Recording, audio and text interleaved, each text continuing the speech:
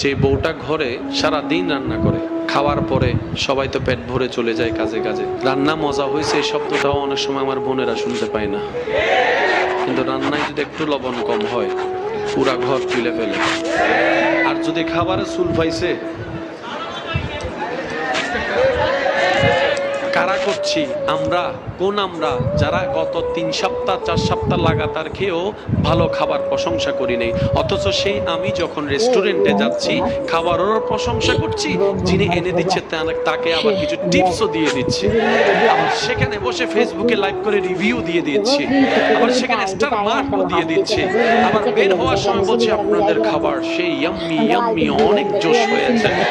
আর যিনি ঘরের মধ্যে দিন রাতের ঘুম হারাম করে সকালবেলা উঠে যিনি রান্না করছেন, ওনার প্রশংসাটা আমাদের মুখ থেকে বের হয় না।